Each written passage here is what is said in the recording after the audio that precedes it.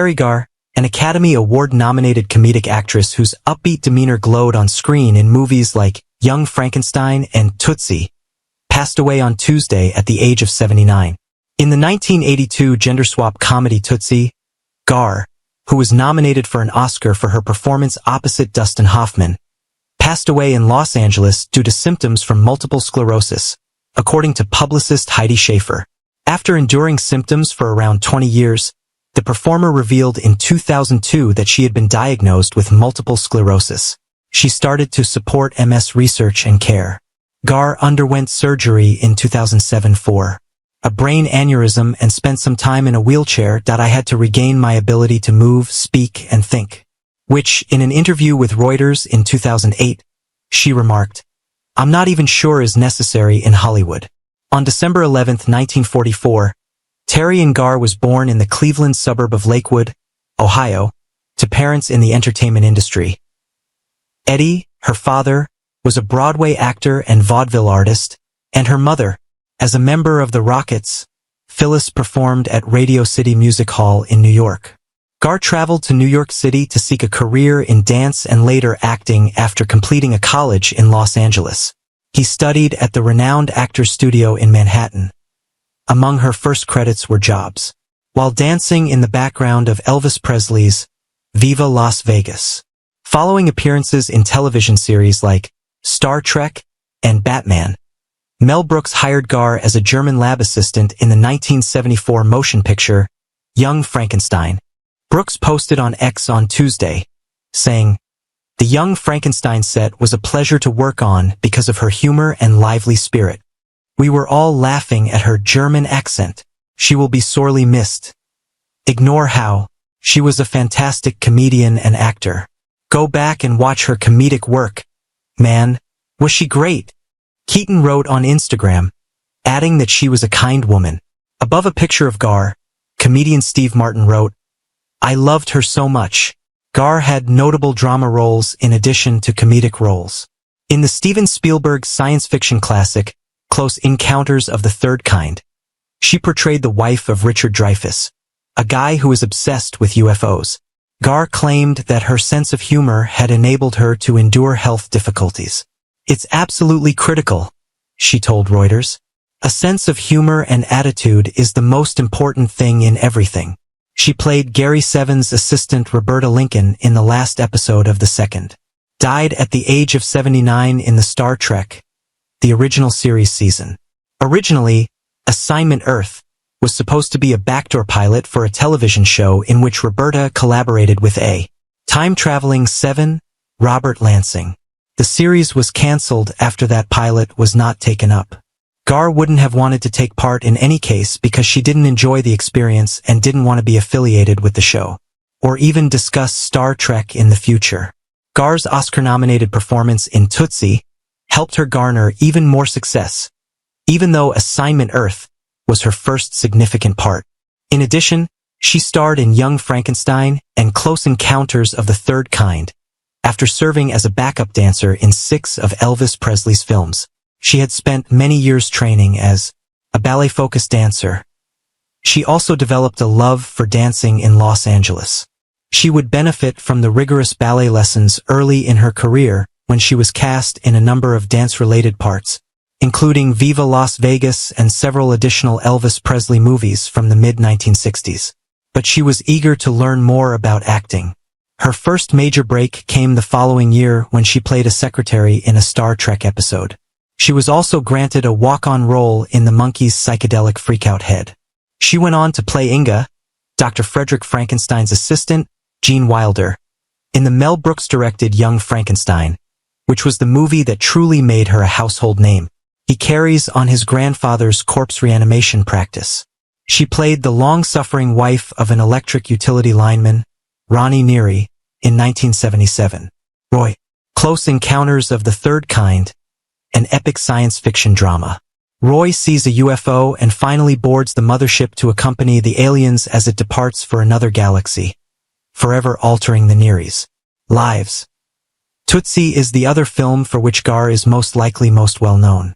She co-starred with Dustin Hoffman, a meticulous performer who disguises himself as a woman to acquire a job because he is having trouble finding one. Tootsie had 10 Academy Award nominations, including one for Best Supporting Actress, which went to Garr. Heading to Jessica Lange, her co-star. Stories that are related according to the IMDb database. Garr, who was dubbed the funniest neurotic dizzy dame on the screen by New Yorker reviewer Pauline Kael, accumulated 159 film credits overall. In her 2006 autobiography Speed Bumps, Flooring It Through Hollywood, she discussed her experiences in Hollywood, her family, and her health problems while utilizing her trademark deadpan, self-deprecating humor. Garr married John O'Neill in 1993, and the two parted ways in 1996. Her grandson Tyryn and adopted daughter Molly O'Neill survive her. Later, she was nominated for an Oscar for her role in Tootsie, where she played Dustin Hoffman's frail actress pal. In her biography Speed Bumps, Flowering It Through Hollywood, she remembered, "I squelched my inner diva and took what turned out to be one of the most rewarding roles in my life." Garr stood out in a number of classic movies thanks to her ability to combine humor and nuance. Stars like Richard Dreyfuss in Close Encounters of the Third Kind and John Denver in Oh God appeared on her screen. "Jean told me about this Teri Garr person, and we both said, yay." Mel Brooks reportedly recounted when she went to try out for Young Frankenstein. In instances that stood out, her eccentric appeal was especially when she naively inquired about the monster's Schwanzducker size. She was born Teri Ann Garr in Lakewood, Ohio, and was raised in a theatrical household. Her mother was a rockette, and her father was a vaudeville performer. Change characterized Garr's early years, particularly after the death of her father, which brought the family to Hollywood. After honing her skills in ballet, she got her first speaking role in The Monkey's Head, 1968, which opened the door for appearances on Batman and Star Trek.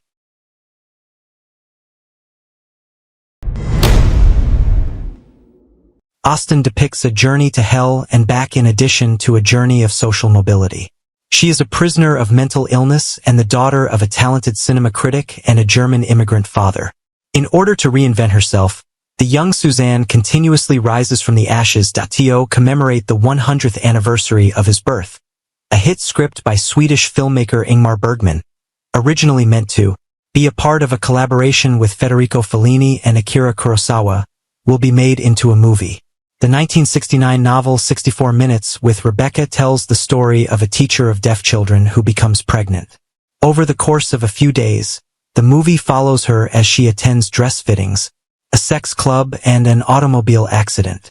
Catherine Ross, who was then nominated for an Oscar for her performance in The Graduate, was supposed to portray the part.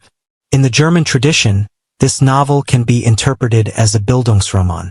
It presents us with an amazing array of individuals, works of literature, and motion pictures that have influenced Austen's life and shaped her into the person she is now, a visionary artist who continues to work as a director and public speaker. In addition, it is a book about a woman who dismantles obstacles and forges her own way, as well as class conflict and cultural battlegrounds. She creates masterpieces for adult audiences and baby drama for babies, who, under her sight, become more knowledgeable theater and moviegoers. This is a difficult, genre-bending book that combines intense drama with raucous humor. It is an outstanding piece of writing that requires readers to be passionate and committed. It is a heart-stirring work that transcends space and time, engages the local and the global, and differs significantly from other memoirs. Here, Suzanne, the autobiographical subject, is reenacted as an epic figure who goes through the purifying and metamorphosis rituals of the epic hero. The novel comes to a joyful end that will be remembered long after the cover has been closed. Ana Valdez, a young Uruguayan political exile, arrived in Sweden. For 32 years, she worked as an anthropologist, writer, and translator in Sweden. She has held positions on the boards of the Swedish Arts Council, Swedish PEN, and the Swedish Writers' Union, Författarförbundet.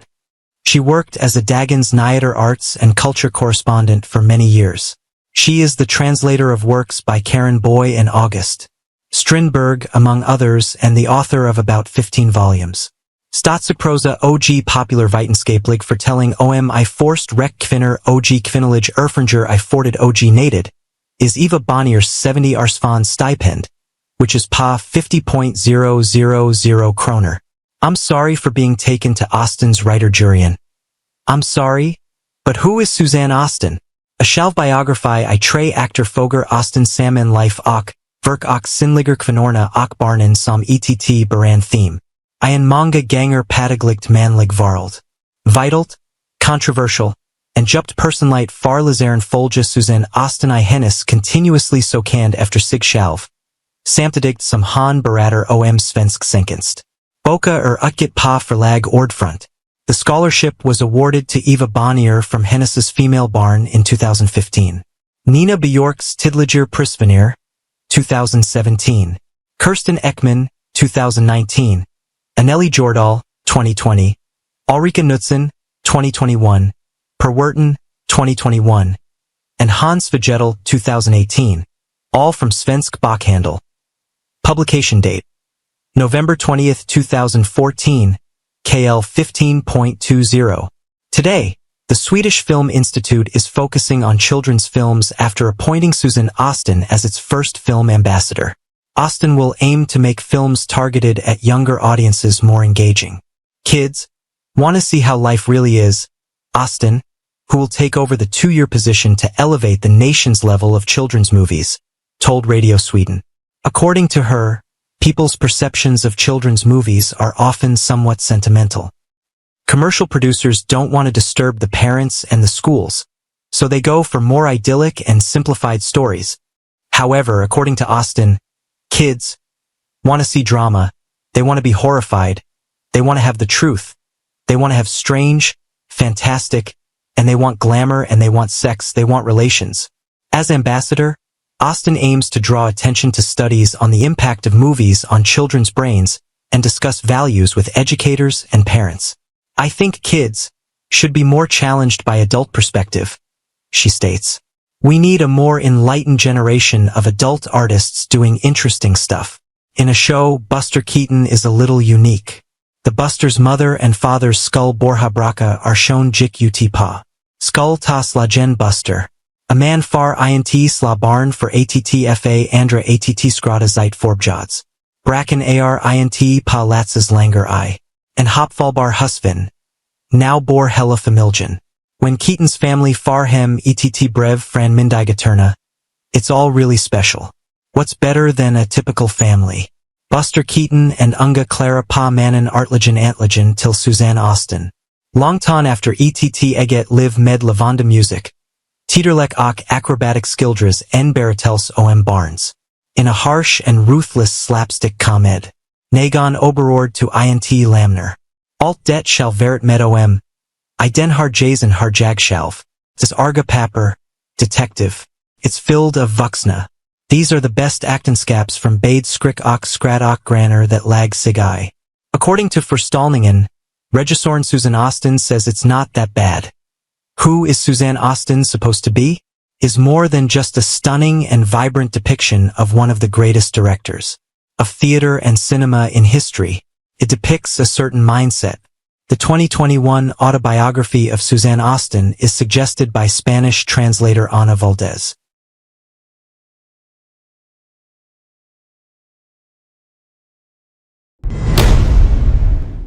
A mainstay of the New York film culture, Paul Morrissey passed away on Monday in a Manhattan hospital. His work with Andy Warhol in the 1960s and 1970s revolutionized the American underground and made amateur actors and transsexual performers local celebrities. He was 86. Archivist Michael Caine confirmed Morrissey's death to the New York Times, which stated that pneumonia was the cause of death. In 1965, Warhol started experimenting with experimental films in his notorious loft hub, The Factory, which is where he first met Morrissey. The two, working on less than $10,000 budgets, finished a series of films with Flesh, Trash, and Heat, featuring Warhol staple and homosexual sex icon Joe D'Alessandro, achieving the highest level of economic success. Morrissey's cinema verite direction and mostly improvised screenplays gave his leads, D'Alessandro, Jackie Curtis, Holly Woodlawn, and Viva, a melodramatic tool to flaunt their enormous personalities and validate their star power, while Warhol acted as producer. Morrissey also worked closely with singer Nico and the Velvet Underground at this period. In 1966-67, he co-managed both groups with Warhol and the band's Exploding Plastic Inevitable multimedia shows, staged in those years. His job was not clearly defined, though, and he left the band about the same time that Lou Reed, the band's. More genre-slanted titles from Morrissey's collaboration with Warhol included Flesh for Frankenstein, which was released in 3D in 1973, and Blood for Dracula, which followed the following year. Despite being commercial failures and receiving little critical attention at the time, both have become cult favorites. In 1974, the two parted ways. Morrissey would go on to direct, even attracting celebrities like Kevin Bacon and Dudley Moore. News from Nowhere, his last movie, came out in 2010. As the years went by, Morrissey expressed his disapproval of Warhol and his conviction that he contributed very little artistic value to their efforts. Morrissey described Warhol as incompetent, anorexic, illiterate, autistic, and Asperger's. He never did a thing in his entire life. In the end, it paid off that he kind of walked through it as a zombie. Morrissey was born in Manhattan on February 23, 1938, and grew up in Yonkers, where he attended Roman Catholic schools until graduating from Fordham University with a bachelor's degree in English. Soon after, he started producing 16mm shorts, frequently referencing his religious upbringing. Following his army service, Morrissey opened an underground theater in the East Village, showing Brian De Palma's early films and his own shorts. Morrissey was born in Manhattan on February 23, 1938, and grew up in Yonkers, where he attended Roman Catholic schools until graduating from Fordham University with a bachelor's degree in English. Soon after, he started producing 16mm shorts, frequently referencing his religious upbringing. Following his army service, Morrissey opened an underground theater in the East Village, showing Brian De Palma's early films and his own shorts.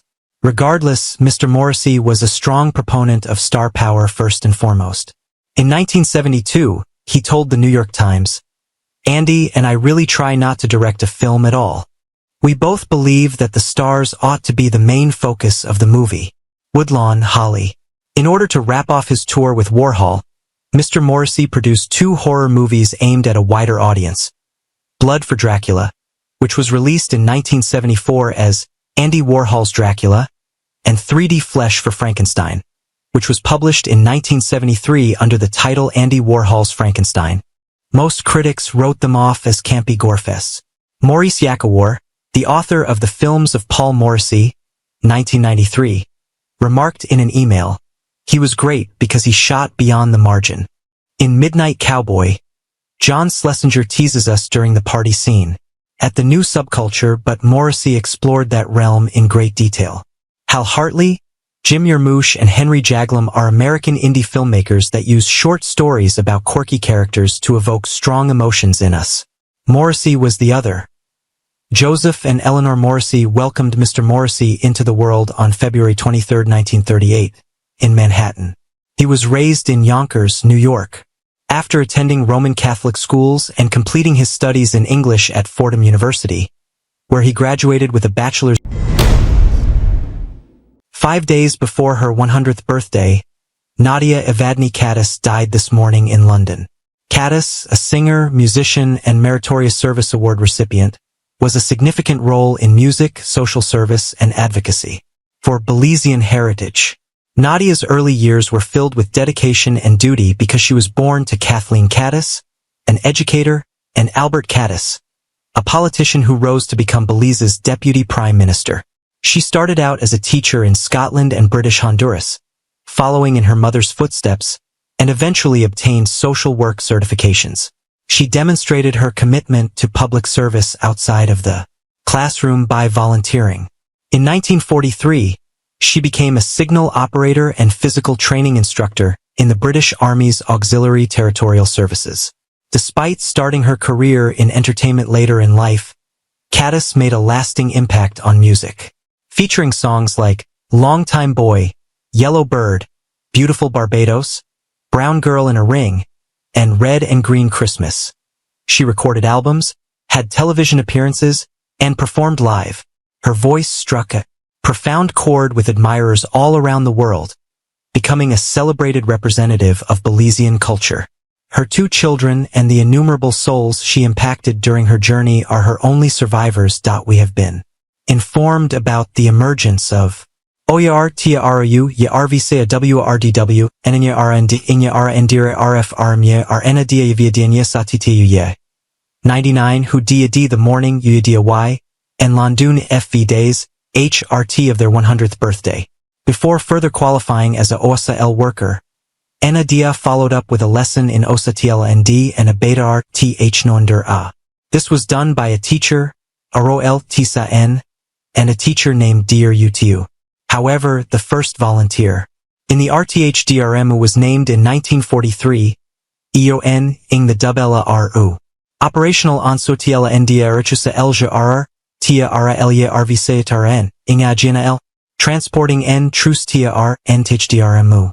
The songs Longta Emya Vo, Waya Lla WVRD, Bedia UT, Fulva Arbia Dio, Iron Girel Ena Aring, and Aridandario Nsichartiema are among the songs that are included. In the meantime, Aya will be remembered as a self-appropriated Mbia Adia RAVLZye, a source of comfort for the people who followed their footstep. Aya Yurviadi by 2 children and the numerous others who met and lauded them throughout their lengthy and troubled lives. As of October 29, 2024, https://www.breakingbelizenews.com/breaking-nadia-cato-use-at-9 Thomas Baptiste went to try out for a part in an EastEnders episode on BBC One in 2001. But when he got there, he recognized Earl Cameron, another seasoned actor who was also interested in the role in Elstree. "I would have stayed at home if I had known you were coming today," Thomas replied, embracing his longtime friend. This was Thomas's own homage to a respected actor. Since 1941, Cameron had worked as a professional actor, and his popularity remained high in 2001. The part went to Cameron. Cameron has been honored by generations of black actors for several decades. Cameron's co-star in a number of 1950s and 1960s television plays, Nadia Caddis, characterized him as someone that the most highly regarded actors in Britain were black. "We all liked and admired him. He was constantly working." Aged 102 on July 3, 2020, Patterson Joseph posted on Twitter, "My generation of actors stand on the pioneering shoulders of his generation. This man with the heart of a compassionate prince and the voice of God had the broadest shoulders." London Pool, 1951. The National Archive of BFI. Cameron, who was born in Bermuda, started performing on the London stage in 1941, but it wasn't until 1951 that he made his official film debut in Ealing's Pool of London. It's not widely recognized that he started doing supplementary work in movies as early as 1944. Hans Kemme, the casting director, is aged 84. Hebben Vrienden can be found on their Facebook page. His company, Kemme Casting, has long been the leading supplier of actors for Dutch television, film, and film productions. Kemme the Jonge had zelf ook ambitions. The Toneelschool Amsterdam is located next to the Middelbaar School. The Nieuwe Comedy in Den Haag performed in the 1960s at Ensemble/Zuidelijk Toneel Globe in Eindhoven. Oké presented the television show's youth programs. "I was Broekbaar. I wasn't slecht," he said, "Inzetbaar voor Kleinrollen," in an interview with the Volkskrant in 2017. "Dat is het meest vreselijk dat je van een acteur kunt zeggen." Matthijs van Heiningen, the film producer, introduced them to the cast. Naam Veranderd. Hans Kemme Casting was born in 1970, and he later changed his name to Kemme Casting in 1980. It was a huge success. In the world of television, movies, and television, no one could be found. Eens gezegd ik heb oké. "I am the star of the Netherlands," he said in the interview with the Volkskrant. Droeg's Bedrijf over Job Goschalk was in 2000. After that, they were cast by the Toneelgroep Amsterdam and then the International Theatre Amsterdam. The name of the casting bureau of Kemma's Verzoek was revealed in Casting Post Castelline in 2017 after Toan Goschalk launched a Me Too campaign. In 2005, Gouden Calf began working at his casting company under the supervision of the then Secretary of Culture, Medi van der Laan. Hans Kemma, who is devout and famous, is Zondagavond na Kort Ziekbed overleden. Written by a number of colleagues, including actor Joachim ten Hoff and director Frank Krom. Hans Rustig and Vredig en Geslippen Omring door Vrienden, van Hans Hoden Widge. Even if he was a great actor, Kemma kwam Udien Gezen van Toneelspelers en Wild Zelf. In the television series Floris zo first met Rutger Hauer. He lost his interest in the snul. There wasn't a single Groot casting bureau in the Netherlands, but Kemma was in the GAT. Hans Kemma Casting was founded in 1970, and in 1980, Kemma Casting underwent a transformation. It was a gerenommeerd and involved bureau in the field. Kemma Vanaf was the casting director for Darnost in 1987. Toneelgroep Amsterdam, which is quite ITA. To 2022, Daar Bleef Hij. Academy Awards and Gouden Calf. ITA's artistic director, Eline Arbo, reacted to Kemma's overligden. After meeting Hans Kemma, we became pioneers in the field of casting and a fascinating individual who was the center of the theater. Their admiration for actors was not limited to the Dutch film and theatrical culture. It also led to the development of successful careers. We are grateful to them for their great support of us. Kemma oversees the casting of numerous Dutch special films, television shows, and theater productions. Zo put her in the films of director Paul Verhoeven, and she was pleasantly surprised by them. Fruit of the Voor Turks, 1973. Monique van de Ven ontdekt Hij. These two films, De Aanslag, 1985, and Antonia, 1997, were a big hit at the Oscars. In 2005, Kemma in Gouden Calf gained notoriety for his outstanding contributions to Dutch cinema. In 2000, Kemma droeg his casting bureau over Job Goschalk.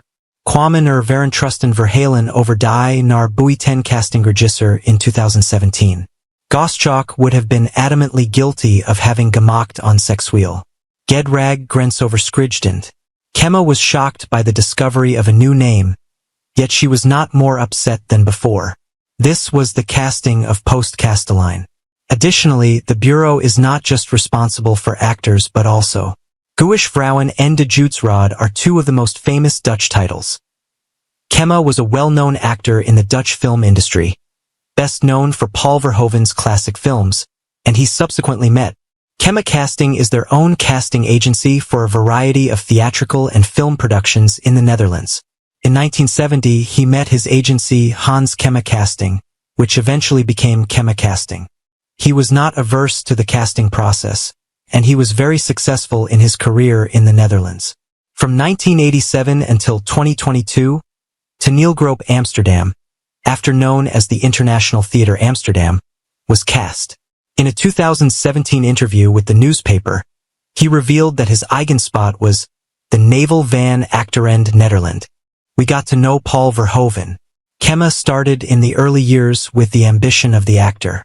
One of the greatest television shows of the past few decades, Floris by Paul Verhoeven, was filmed by Rutger Hauer. He performed a bidrolage as Govert, the Ritter. It was Brookbar, not Slecht. Give me some little roles. What is most likely is that you will be able to zeggen as an actor.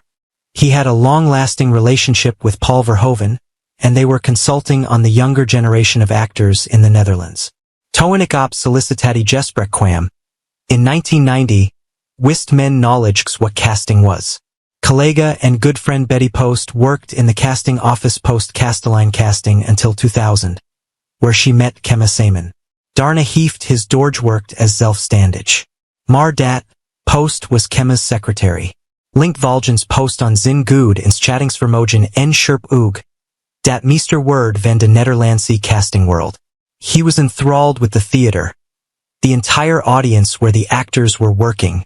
During the night, they went to the Toneelgroep Amsterdam, the International Theatre Amsterdam, ITA, where they will be performing until 2022. He was the only actor in the Tientelen Voorgaan Jaren. Broadcast by Dutch television, film and film companies. Work was neither bleak nor weggelegd. That is not helemaal. Hans was cast in the Netherlands, so I said to him, Leer mij dat ook maar. Kitchken naar lekkere actors.